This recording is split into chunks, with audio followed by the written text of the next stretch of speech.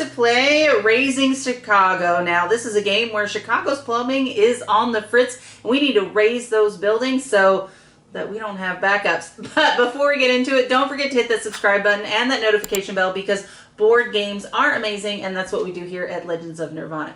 Now, Randy, can you tell us a little bit more about Raising Chicago? Sure. This is a 2025 release. Board Game Geek rating is currently 7.3, and rank is 12,339. It's a 2 to 4 player game, average length of 75 to 120 minutes, which is probably about right. Age 12 and up, maybe. I mean, if they're pretty... well, the box says 14 and up. Oh, the Board Game Geek differs. 14 and up makes more sense to me, probably. There's a lot going on that you got to keep track of. I know I probably forgot to do a few things during the game. Design is by Matt Wolf. Art is by Harold Liesk. And published by Spielworks and Capstone Games. The mechanics in this are investment and tile placement, according to Board Game Geek. I don't necessarily agree with those either. There's area control that's definitely in there. Yeah, there's definitely area control bidding. Yeah, well, I think that's the investment part, but yeah, it's kind of a strange system. It is kind of strange. The MSRP on this is $64.95. Game Nerds has it slightly the cheapest at $51.97, but it's basically the same everywhere. Card House has it $51.99. Miniature Market has it $51.99. So 2 cents difference. So yeah, wherever you got the best shipping from, really, is what it comes down to. All right, so let's talk about quality of components. You have wooden squares that ends up being the building, right? So you end up with a 3-dimensional city, sort of. Yeah. It just shows the heights of the different buildings that you end up going on. I hated this board so much. Yes, it kept spinning. It kept spinning, and then trying to slide your cards across, like it wasn't very friendly. There's a lot of cardboard chits. It's not inlaid, like you have three things, and there was a couple of times where people knocked things over, so that made it a little bit more difficult. So overall, I mean, it's like bare bones. I'll give it a 6 on quality components. You're more generous than I am on that one. Well, they do have linen finish on the cards. The card quality is nice. Good, yeah. The board has no linen finish. It is a board, and the buildings are just blocks.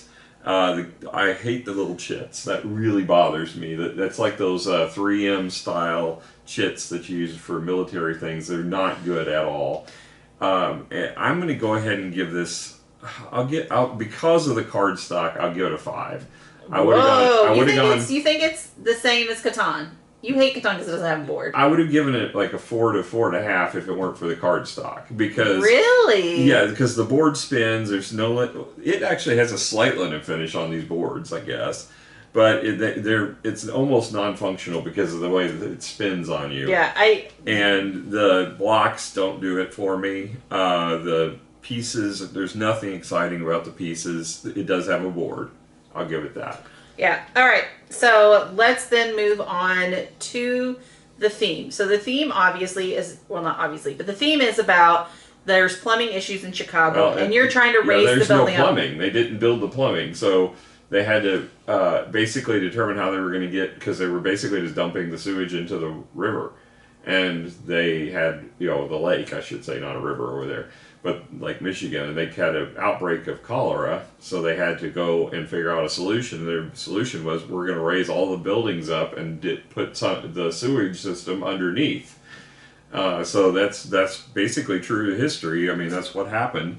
So it's an interesting history, but as far as how it conveys into gameplay, it's not there. Yeah. Like, there's no like level of I don't know. There just should have been things that are a little more thematic. Yeah. It just wasn't there for me. I was just placing. It could have been easily just me placing a building, because that's essentially what I was doing. So yeah, I just wasn't super. The history is interesting. Yeah, and it was in the rule book. There was a lot of the history there, and and even the designer put in the rule book how he was fascinated by the history of this, and I think that was what it was. It was a passion of love for that history that inspired this game. But as far as how it conveyed into gameplay, I don't think it's there. I don't think it was there. I just think that there are different mechanics that they could have added that could have made it a little bit more thematic, and they just didn't have it. Like, you know. So overall, like, why wasn't there like a water treatment? Like, if we're building plumbing, like if we're building that, why isn't that part of it? Some kind of differentiation of the buildings, other than the fact that there's different art on the tiles. But yeah, I mean, but even then, not really, because these are just buildings that you've built under. You're not talking about like waste stations or anything else like that. So I don't know. They could have done something to align more with that. That is not how it ended up setting up. Because they could have had, where you're raising the building, but then you also have to install plumbing. Like, they could have done something to where it actually felt like it. So that's not there. I'll give it a 5. I mean, there's just not. It's not appeasing. There's not a lot of great artwork. It's just bland. The theme didn't really come out, so I'm gonna give it a 5. Yeah, I'm probably right there with you. The interesting thing to me was the jacks that is one of the chits you have, and they look kind of like an assault weapon if you turn them on their side. But I called them iron the whole entire game because I'm like, okay, you've got wood, brick, and iron. I was calling them Uzis. But yeah, it's kind of interesting that the way it's shaped, and it probably does resemble what a true, like, if you had a foundation problem in your home, they would have to probably use something like that to prop it up. So it's not really their fault, but it just kind of looks that way, unfortunately. Yeah. So what was your score? I'm probably at 5 of this as well as for theme. All right. So moving on to the rule book. Randy didn't have to read this one. Well, I did go back and review it, so I can give a score. It's a 20-page rule book, and it has art that matches the cover. So really it's 18 because the front and back are both just art. And then the first page has a table of contents, which is interesting. It has a little bit of a history on there, and the game components, and this is the part that bothered me the most. No pictures.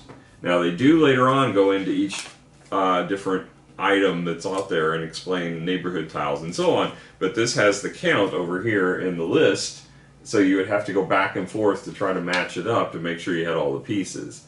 So that's kind of frustrating. Instead of having the game components, just put the numbers on the actual items to say neighborhood tiles and how many there are.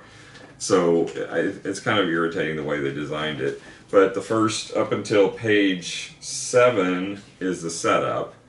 Page 8 starts going into the game concepts and the sequence of play. It's really not that hard of a gameplay once you get the gist of how it plays. And they have a nice cheat sheet that walks you through each of the steps of it.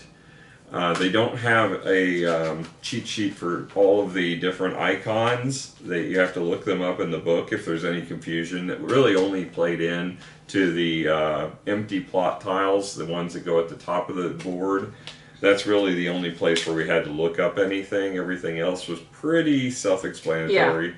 So I'm going to go ahead and give the rule book probably I'll give it a 7.5 because I would have given it an 8, but I'm going to dock it a half point because of the fact that it really cheeses me when they don't put the numbers of how many pieces with the pictures.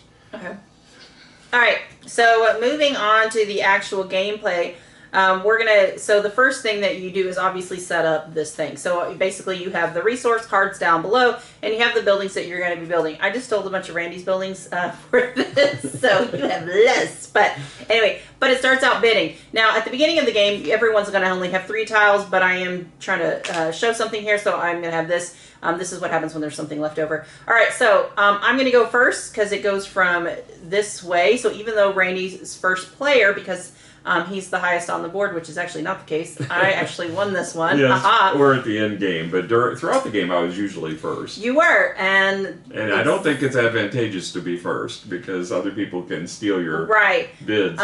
So anyway, I'm going to take mine because I'm the first one up, and I'm going to place it on any one of these open spaces. Now, except for this red one in this top right corner, I get the resource that is on there. Okay, so I'm going to look at the different buildings and see which one makes sense for me to build.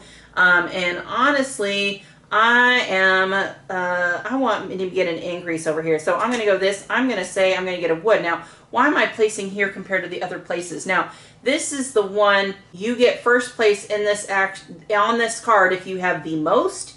And if you get tied, it's based on placement. So this top corner is first, second, third, and fourth. So just kind of understanding that. So basically, this with is one assuming tile, a 3-player game because there'll be different spacing counts depending on how many players. Yes. Well, there's the 4-player, Yeah, which there's gives you 5. another side. Yeah. But it's true in the fact that it's still the same as 1, 2, 3, 4. The other one, it just has 5, so you have 5 places to put instead of 4. All right, so I'm going to place that. I'm going to get my wood, but assuming that no one does more than me, I would win this automatically unless they wanted to go here. Now, the problem with going here is that any resource that is showing, I would have to pay those resources. So instead of getting resources, I have to pay them, which kind of is a bummer. Yeah. So resources are very short supply. Yeah, especially for me, because everybody kept stealing all the spaces on the bids that I made, and therefore, at the end, I didn't get the bonus of having those. I don't know what you're talking about, Randy. Yeah. All right, so I'm going to place here. I got my wood now. We're going to go back up to the chart. Oh, Randy's up first, so Randy's then going to bid. I just placed it somewhere I can't see because of the box. Okay, Randy's going to get a brick. Okay, I get a brick. Yay! And then I'm going to go. Now, here's the thing, though. I want to be very careful to make sure that I can actually build the buildings that I possibly could be winning. Because if I don't, I'm going to end up with a negative penalty. So it's something to pay attention to while you're doing it. I have some serious discounts, so I'm going to do this anyway. All right, Randy, what you got going on? I don't know. It's up to you. All right, we'll go here. Okay, that sounds good. And then I will end up placing on your stuff because I want your resources and not to trigger it. And now I'm going to get no resources, just like in the game. Exactly. All right, so here's what's going to happen. We're going to go to the first. No one bid on this thing. So whoever is first player is supposed to have not let the city down. Yep. But the problem is they did. No one bid. So I'm going to have to take, so since I am in first place, I'm going to take a hit. I'm going to move my thing down That's 1. the poverty chart. Yeah, so basically I had to go in debt to pay for the building. I do not get any resources or any benefit because no one bid. I just take the hit. So I think it's also a bit of a catch-up mechanism for those. So, all right, so moving on to, I will say this never happened in any of the games. There was one that I was close. I could have screwed you. Yes. But I ended up instead choosing to bid on it and actually be able to take it. Because I was going to get 2 resources out of it, and I figured, why not get the victory points? All right, so that's the case. So this one would go. I took my hit. Nothing would happen to this. This would just go in the discard area. Same thing with this. The building just would not get built. All right, then we're moving on to number 2. Randy's in the higher position. So then he actually has to pay. So there's 1 resource showing. He would get an additional brick. And then he would have to pay for his pay the resources. Now keep in mind, there are these 3 tracks here at the bottom that if you go up them, you do end up getting discounted costs. So for example, right now I have a 3 wood discount, a 2 of the iron discount, and 2 of the brick discount. Okay, so he's going to pay his resources. Because I did not win this card, I'm actually going to go over here for the next round. So my next round is actually going to be more, I have more bidding options or to get more resources because I didn't win that. So it's more of, again, trying to catch a little bit of a consolation prize, if you will. All right, so Randy then's going to take this card. He's going to slide everything over. I'm just showing because it's technically his card, but sliding everything over, things fall off. And that's going to be part of his new income here in a minute. Now we're going to do this with all of the cards.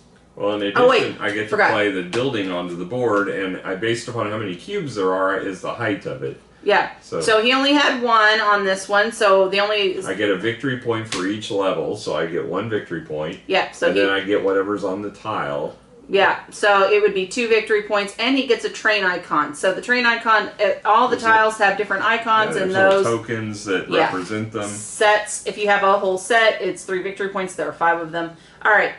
So he puts that here. There's actually a resource on the board, so he gets a wild, and he goes up on this track, which is moving that across the way. Okay. So if this were to happen again, he would pay. Mine would go over here because I didn't win. And then he would set it somewhere, the board would normally not be full. Yeah. So you continue out doing this. Now, the thing to keep in mind, you go up the tracks. I'm trying to make sure we do everything. All right. So after those are all played, then we trigger our income. Okay. So then I would be looking at this, and so far I would get 2 wood, a brick, 2 of the iron, and the key has already been played. Normally you only have 4 slots, but you can get additional slots. Miranda managed to get 2 of them. I got 1 that lets you keep producing more income. Some of the cards though have only like one-time use, so you got to be careful. Make sure you don't generate those more than once. So, and then you keep playing until all the tiles are gone, which is 1, 2, 3, 4, 5, 6, 7, 8 rounds. Overall thoughts of the game. I thought it was fine. The mechanics they worked. I just wasn't very. I don't know if this is going to be very memorable for me. Well, I mean, it's kind of bland as far as the theme and the art, but I thought the gameplay was interesting. The bidding mechanism I thought was unique, and yeah, I'm not mad about that because normally I hate bidding. And then the placement is kind of key as far as where you're placing, and then there's regions on the board, and this is where the area control comes in. There's victory points for first and second on who has the most buildings in a given region. But you also there's tiles that go on the board, and if you surround the tile, whoever has the most bricks in that area is going to get that tile. So there's a lot of consideration. And then there's also, as mentioned earlier, the empty lots that go at the top. Those, if you manage to get them, that was my biggest complaint. It felt like those were overpowered. Because, I mean, when we played, Adam went right for those. Well, because you get 2 upgrades on your chart versus 1. You get 2 upgrades, and you get a power based upon placing it, and you get to play one of the skyscrapers, which gives you placement bonuses for if you have buildings down there, so that you can decide where they go. So I think it's key to keep in mind that when those blue buildings come out, you need to make sure that person's paying for it. Even though if they may have already won it, you want to make sure they don't get any resources, because that's just something I realized is there is a bit of a power play to not go on the card that you already have. If you can get a card with just a 1 level, 1 extra victory point is not worth it. Yeah. Because you lose that from coming over here to bidding more. So you're better off-putting and letting go to where other people are winning and making sure that they don't get resources. So that seems a little, for me, there was a little bit of slyness to it that I don't actually like in games, but in this one, you had to really get some momentum. And that card should be heavily fought over. Those blue cards should be heavily fought over. And I think that's something to also, because I do think that they're overpowered because of everything that allows you to do. And the other thing is, in this game, with 3 players, I don't think it's as well balanced. It'd probably be better at 4, because with 3 players, Adam and I were like competing in the same areas, and you had free reign in the. But you've made that choice. Yeah, but I mean, with 3 players, you're always going to have. To be fair, the one I won was 4 points. It wasn't. No, you got the 10-pointer. No, I had to split the 10-pointer. Oh, well, yeah. At the end, Adam came in and snuck in. Okay, but you still got to set 8 points out of it. I mean, and you won 2 and 1 2. No, that seems fair to me. I chose to do something where I wasn't fighting with you guys, which was absolutely fine. Yeah, but you ended up taking. I just think it'll be better balanced with 4 players. Well, he ended up stealing half my points. So. Yeah. Well, not half. Yeah. You would have got 10. You got 8. He took 2. Okay. That's not half. Okay. But either way, I think this is better balanced with 4 players, because you're going to have 4 people competing, and you're going to have that. You're going to have more conflict, as opposed to 2 people kind of targeting one area and one person being left to their own accord. Whereas no one has to do it that way. Well, you're still going to have that happen, because you're not going to win that many, especially with the blue buildings or the blue trains or whatever they are in place. Yeah. Well, that was helpful, because I got this whole area. When I placed those buildings down, I got a lot more because my things were already there. Right. So that was a little bit of a beneficial piece of it, but that was the strategy that I ended up playing. Yeah. I mean, and now this game, so in scoring, you were at 89, no, I 92. 140 something. I thought it was, you had like 200 and something. Oh, no, we only lapped once. You're right. This is the score here. You had 112. I'm thinking of another game.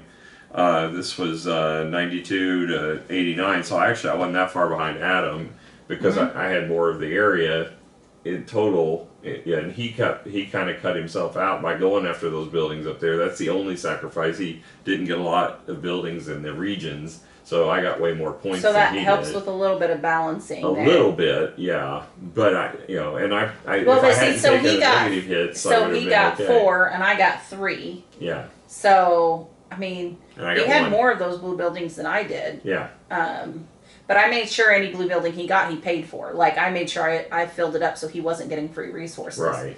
So, and that makes it really hard to build. Yeah. And now you were the only one that took negatives. I know, but it wasn't that. I mean, it was -6, I think, at the end that I took. Yeah, so it But wasn't. I was always short on resources, whereas you guys always had plenty of resources. No, I was not. I was always trying to I ended up picking buildings that gave me free resources so I could build that second building. Mm-hmm. So I didn't necessarily go up the track as much as you guys did, but that's because I was trying to make sure I could build 2 buildings around. And so that made it was very intense, more than one occasion, because I didn't know how I was going to pay for things. And so that made it different. So, I mean, I like the fact that there is a lot of that interaction. I mean, there's a lot of games that are the solo play, and we like some of those, okay, fine. But this one, there's a lot of interaction with the other players because of the competing for the different cards. But it doesn't feel like you're backstabbing somebody. You know, even though you could, in the sense that whoever's leading could get backstabbed by people just not bidding on a card. But, you know, apart from that, there's really not a lot of backstabbery in this game. It's just competing for what you think is going to be most beneficial for you. And I think the expansion, it comes with a pre-built-in expansion, which is kind of in-game scoring, but it's based upon which cards you get. And I think that'll make an interesting add-on because it will pull in more reason to bid on a specific of buildings or cards as opposed to just I could bid on any one of them. Yeah. You know, and the only one that differs is the empty lots, which, you know, there's not a lot of differentiation other than that. There's a little bit of difference in the bonuses, and, you know, it's more about the placement is more important than the actual card. So let's talk about it. Score. I'm probably at a 7. I don't think it's, you know, my favorite game by Capstone by any means, but I don't think it's bad. I think it's a pretty good game as far as the strategy of it.